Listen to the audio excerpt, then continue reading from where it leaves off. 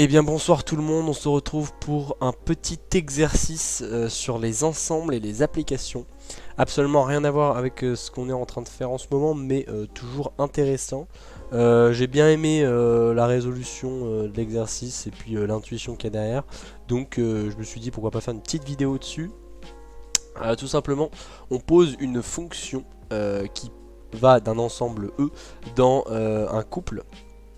Et donc qui a un élément de l'ensemble E, qui a un ensemble faisant, étant inclus dans l'ensemble E, associe le couple d'intersection A et d'intersection B.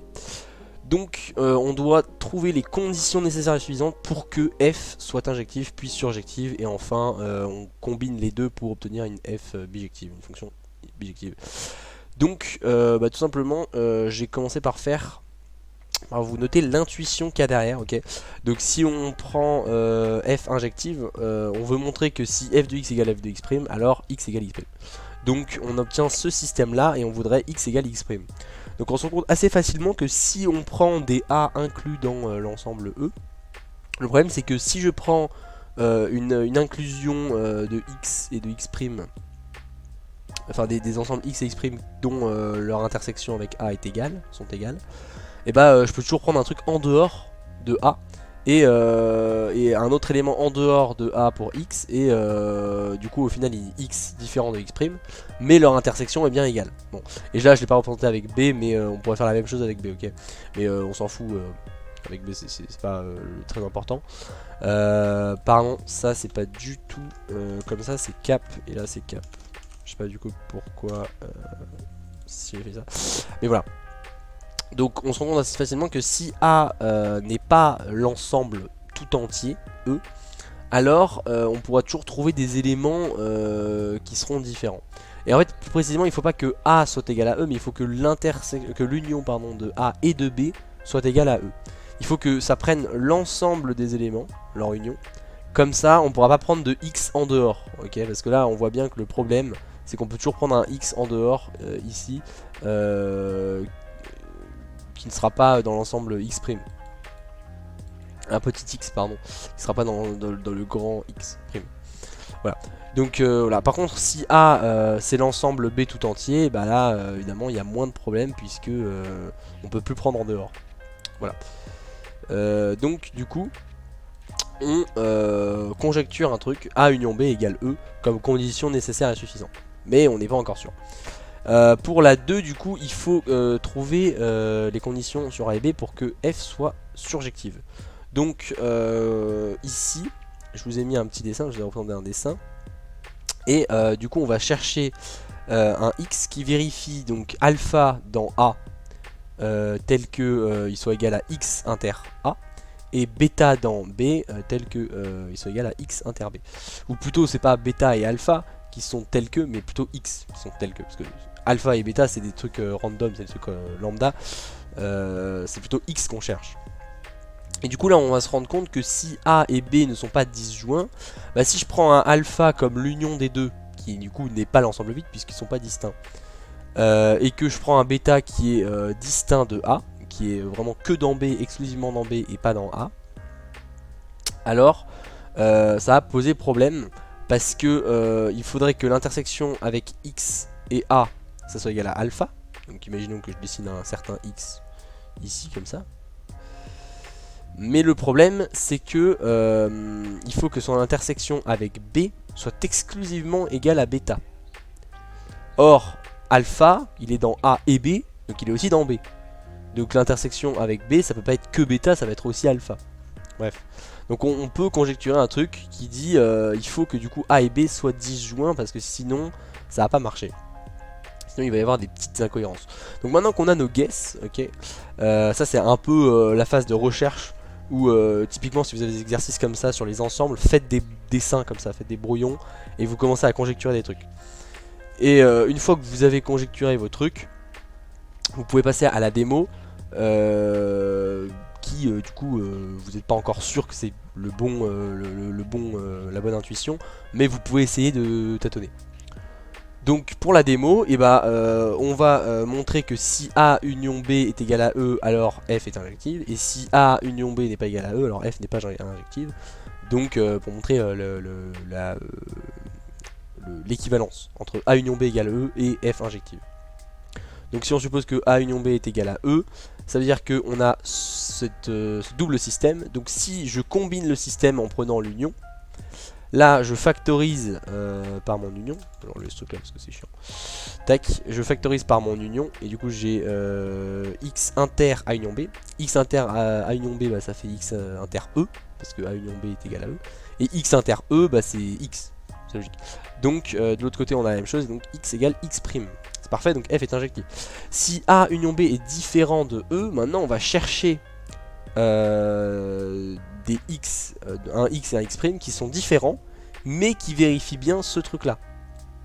Ok, on veut du coup, comme j'ai dit là, j'ai repris la même chose ici, j'ai combiné et j'ai obtenu ce truc là. Ok, maintenant je remarque que A union B c'est différent de E. Donc si je reprends mon truc ici, c'est un truc comme ça quoi. Ça peut être inclus, eux il peut être ensemble, il peut être, bref on s'en fout, mais leur union elle n'est pas égale à eux. De cette manière là, je me rends compte que si je prends X égale à A union B, bon bah l'intersection avec lui-même ça fait lui-même, ok. Et l'autre, si je prends X' égale E, bah l'intersection de E avec n'importe quel élément c'est lui-même. Donc A union B serait bien égal à A union B, mais X donc il est égal à A union B, X' il est égal à E. Et comme j'ai supposé, A union B est différent de E, donc X est différent de X'. Et pourtant f de X est bien égal à f de X'. Donc si A union B est différent de E, bah il y a au moins un X et un X' qui sont différents mais dont l'image sont les mêmes. Donc f n'est pas injective. Et on va faire la même chose avec l'intersection du coup, avec la surjectivité. Si je prends A inter B est égal à l'ensemble vide, et bah du coup je dis A et B sont disjoints. Je vais peut-être rajouter un petit truc ici, une petite patatoïde, tac, tac, comme ça. Et puis là je dessine ma petite patatoïde, tac, tac, et là on a A et là on a B. Et bah du coup ils sont disjoints. Donc si je prends un alpha random à l'intérieur de A et un bêta random à l'intérieur de B, bah, j'ai juste à prendre la réunion des deux, de prendre lui plus lui, et j'ai bien vérifié x inter A est égal à alpha, x inter B est égal à bêta. Voilà. Donc ce que j'ai noté ici, il suffit juste de prendre x égale alpha union bêta pour que f de x soit égal à y. Y j'avais mis plus en haut.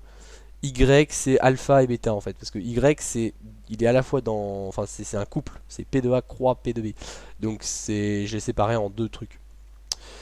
Et donc si maintenant A et B est différent de l'ensemble vide, et ben on va chercher un alpha et un bêta bien particuliers qui n'auront pas d'antécédent. En fait là on veut montrer que F n'est pas surjectif, donc on veut montrer qu'il y a une image, un élément de l'ensemble d'arrivée qui n'a pas d'antécédent. Donc tout simplement, ici je reprends mon dessin et je vais prendre du coup, en fait ce que je suis en train de faire c'est juste de traduire l'intuition qu'on avait tout à l'heure. Je la traduis juste mathématiquement, je l'écris juste rigoureusement, mais vraiment il n'y a rien de très magique, enfin c'est vraiment la même intuition que tout à l'heure. Donc je prends du coup, j'ai qu'à reprendre mon dessin ici, hein, mon alpha qui est égal à l'intersection de A et B, et un bêta qui est disjoint de A qui est dans B. Okay, il est disjoint de A, donc il n'a rien à faire avec A. Et du coup j'obtiens ce truc là. Donc ça c'est fait.